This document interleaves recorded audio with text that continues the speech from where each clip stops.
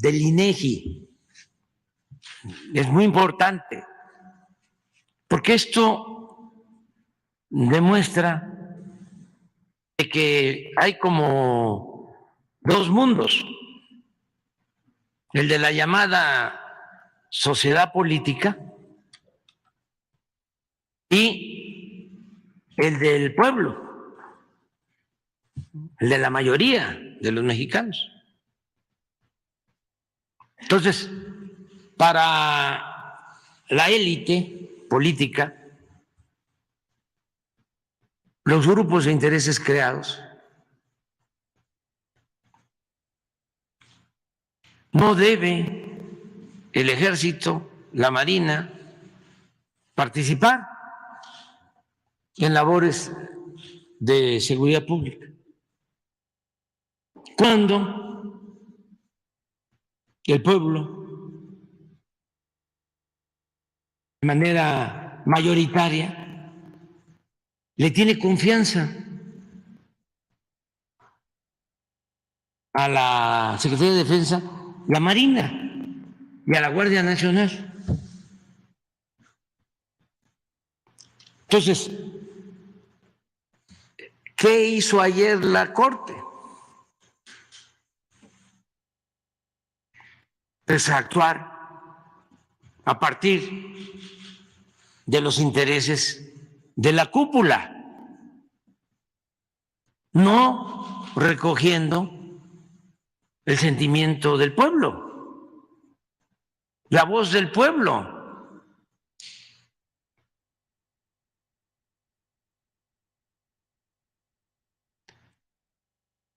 Y así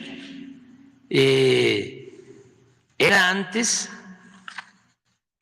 y así quieren que continúen las cosas, que sea una élite la que decida siempre.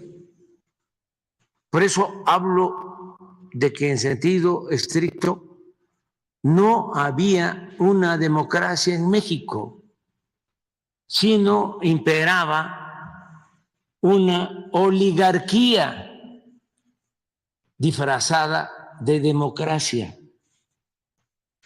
con una fachada democrática, porque dominaba una minoría. La oligarquía es el gobierno de los ricos, el gobierno de la minoría.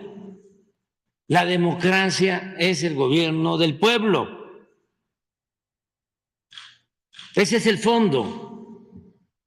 Ellos quisieran, nuestros adversarios, que se mantuviese el mismo régimen de corrupción, de injusticias, de privilegios, en donde todos los intereses contaran, menos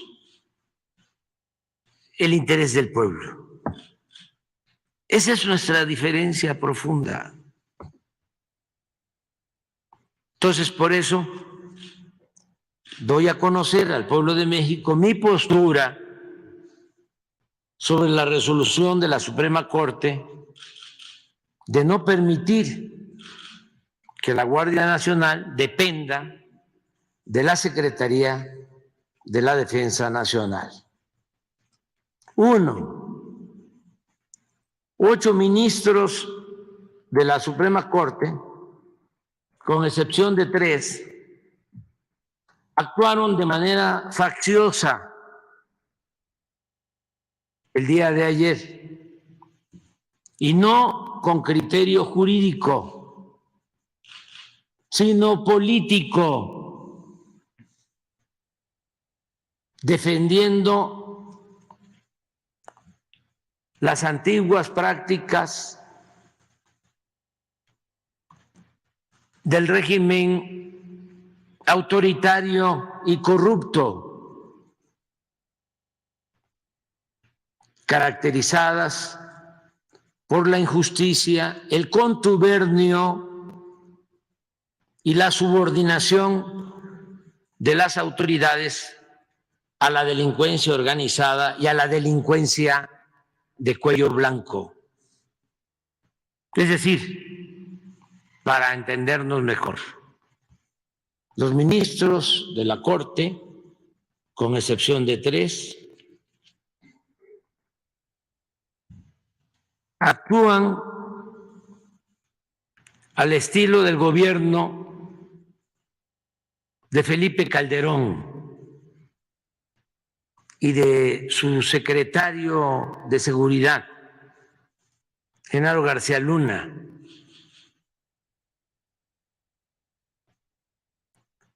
Condenado en Estados Unidos por narcotráfico y asociación delictuosa. Eso es lo que defendieron ayer. Ese modelo, que como bien lo manifestó el ministro Saldívar, se aplicó durante 3 sexenios consecutivos. No quisieron cambiar el modelo. Así surgió García Luna,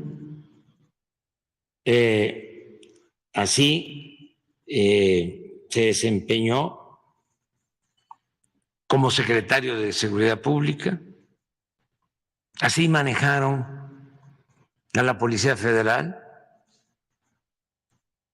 así se establecieron las relaciones de complicidad con la delincuencia organizada y con la delincuencia de cuello blanco. 2, los ministros de la Corte, evidentemente, están a servicio de las cúpulas del poder y no de la mayoría del pueblo de México. Una encuesta del INEGI es muy clara en ese sentido. El conservadurismo es supino, notorio, de dominio público. Cada vez se desnudan más.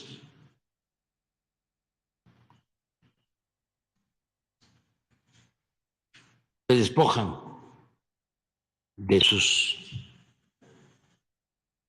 disfraces. 3, para no afectar la buena marcha y la consolidación de la Guardia Nacional, he instruido a la secretaria de Seguridad y Protección Ciudadana, Rosa Isela Rodríguez Velázquez, de quien dependerá esta corporación, de acuerdo a lo que ayer se decidió,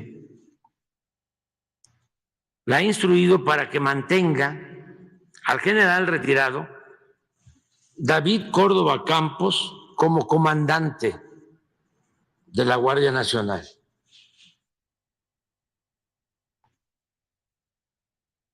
Por su buen desempeño.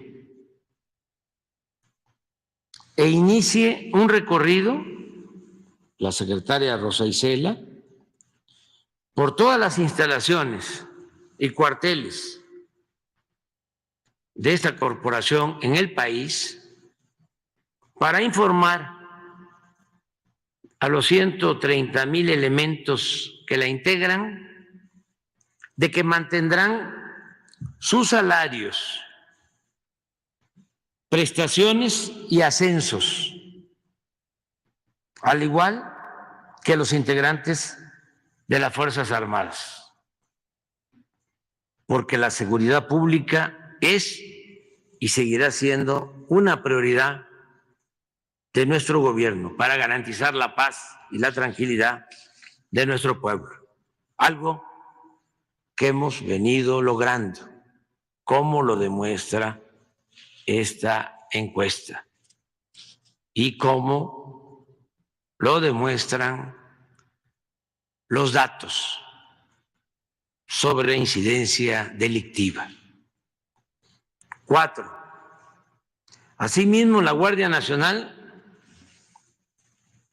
continuará recibiendo porque esto no lo impidieron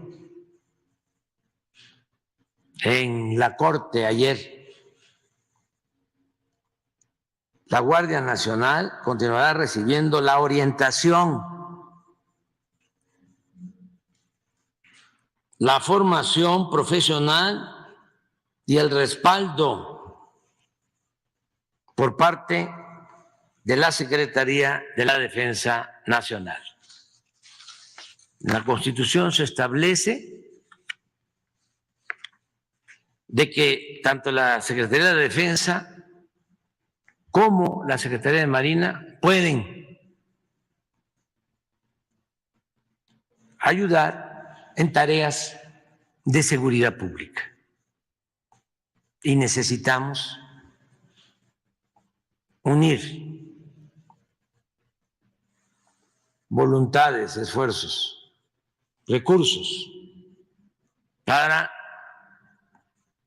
proteger a los mexicanos. Eso es fundamental y es prioritario. 5. El 1 de septiembre del año próximo, 1 de septiembre del año próximo, ese día voy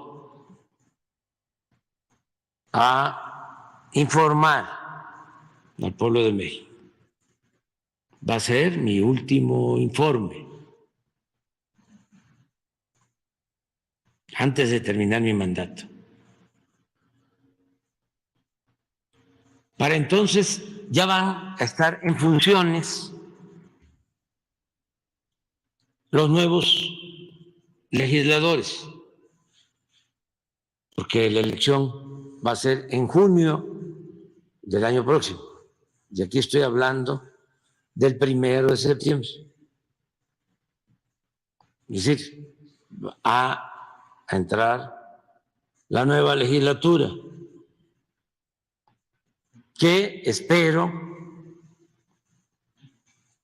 con toda mi alma que se integre por voluntad del pueblo, de manera democrática,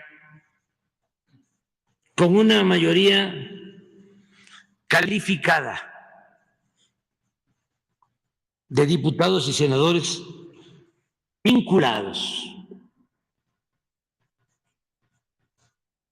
a nuestra cuarta transformación. Y entonces, el día 1 de septiembre del año próximo, presentaré una nueva iniciativa de reforma constitucional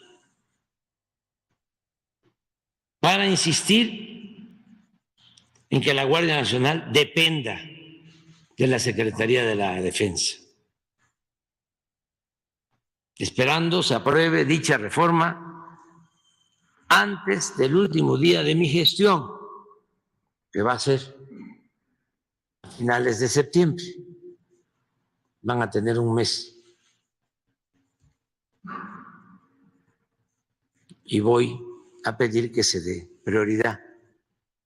Va a depender de que el pueblo decida votar no solo por un candidato de nuestro movimiento, candidata o candidato, sino también, que es muy importante, por los legisladores, candidatos a diputados y senadores, porque ya lo estamos constatando. Se puede tener mayoría simple, más del 50%, pero para llevar a cabo una reforma constitucional se requieren 2/3 partes de los votos.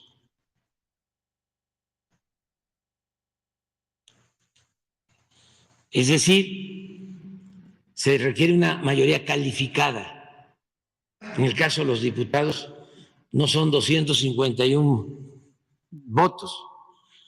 Con eso se puede llevar a cabo una reforma a una ley secundaria o se puede aprobar una ley, pero no se puede con la mayoría más uno aprobar una reforma constitucional. Eso se tiene que conocer porque se desconocía o no se sabe lo suficiente. Y una transformación requiere de reformas constitucionales. Tan es así que han habido 3 transformaciones en la historia de México y en las 3 transformaciones han habido nuevas constituciones.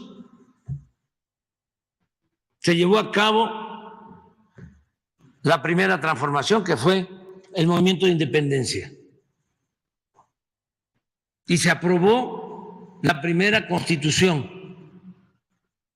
federal en 1824. Inicia el movimiento de independencia en 1810, se consuma en 1821 y en el 24 se aprueba la primera constitución federal. Posteriormente viene la segunda transformación, el movimiento de reforma. De aquí, este palacio, que estaba también el recinto legislativo, se aprueba la Constitución Liberal de 1857.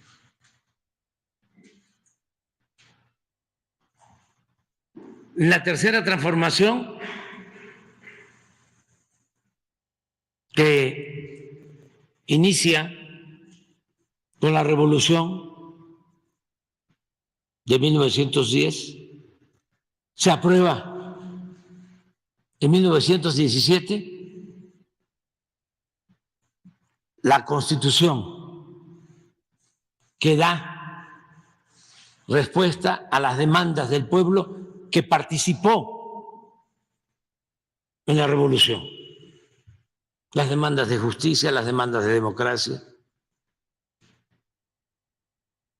Entonces, esa Constitución es vigente. Cuando nosotros llegamos a la presidencia por un movimiento democrático, teníamos 2 caminos: convocar a una nueva Constitución, porque se está llevando a cabo la 4ª transformación de la vida pública, o decidir llevar a cabo reformas a la Constitución vigente. Y optamos por lo segundo, pensando de que íbamos a perder mucho tiempo convocando a un nuevo constituyente para tener una nueva Carta Magna, una ley de leyes.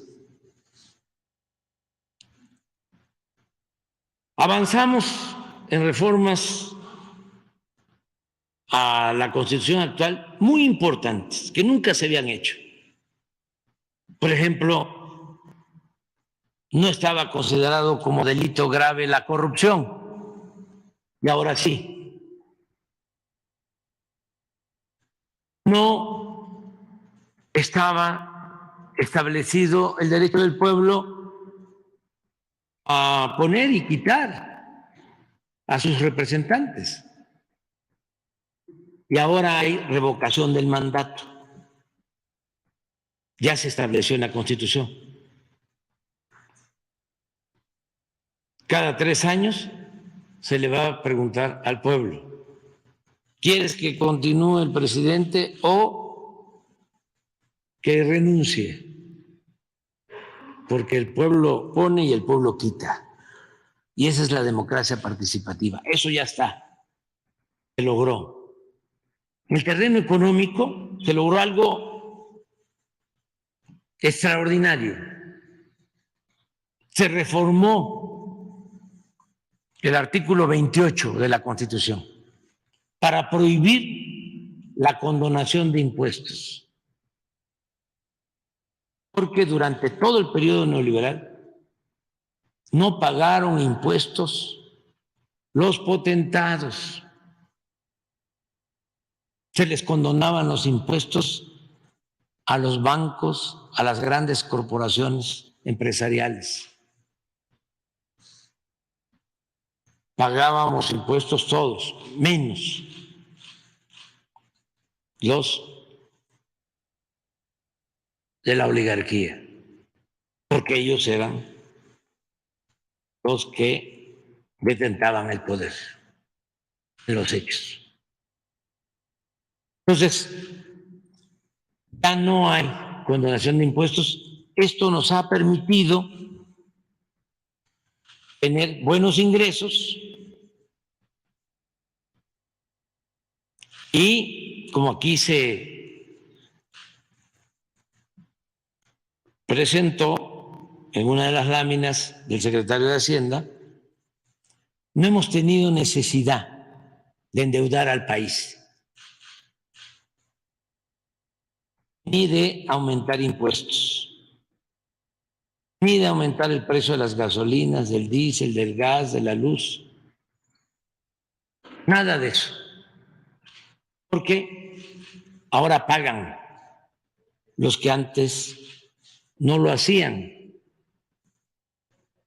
los de la cúpula del poder económico.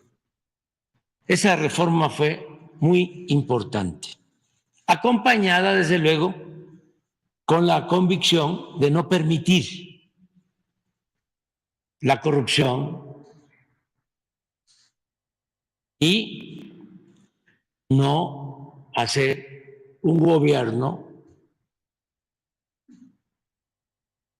de lujos, sino un gobierno austero, siguiendo el ejemplo del presidente Juárez, de que no puede haber gobierno rico con pueblo pobre. Entonces eso también nos ha permitido obtener muchos ahorros.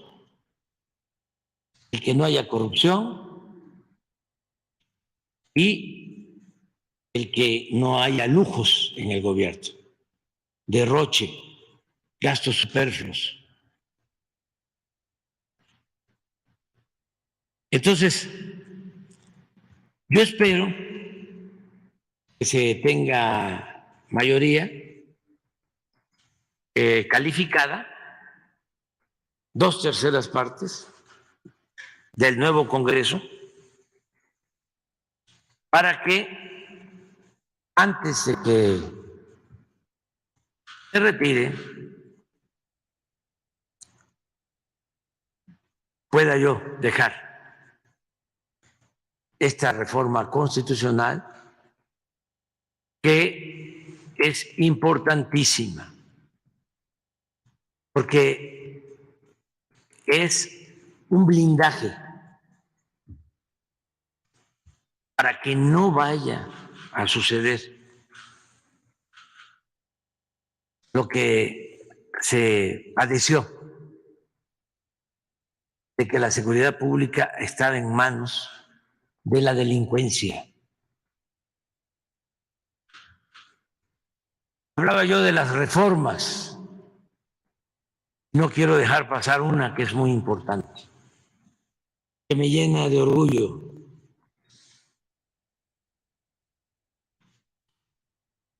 La reforma para que los programas de bienestar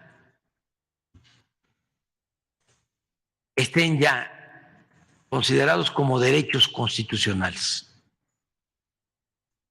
Imagínense, ya la pensión a los adultos mayores es un derecho constitucional. y esté quien esté en la presidencia, se va a tener que garantizar ese derecho. Además, ni siquiera van a tener la excusa o el pretexto de que no hay presupuesto, porque en la misma Constitución se establece, en un artículo transitorio, que estos derechos deben de garantizarse y que cada año tiene que ir aumentando el presupuesto para que sean atendidos. Lo mismo en el caso de las pensiones para discapacitados, lo mismo en el caso de las becas para estudiantes de familias humildes, lo mismo el derecho a la salud, atención médica, medicamentos gratuitos. Lo mismo en el caso de la educación. No es como lo llevaron a cabo o querían establecerlo en definitiva los neoliberales neoporfiristas corruptos, el convertir la educación y la salud en privilegios cuando se trata de derechos de nuestro pueblo. Entonces, este es el texto. Termino diciendo, el propósito es de que nunca se regrese a la terrible época de contubernio entre delincuentes, potentados y autoridades. Entonces, esa es nuestra postura con relación a lo que resolvieron los ministros de la Corte. No me sorprende.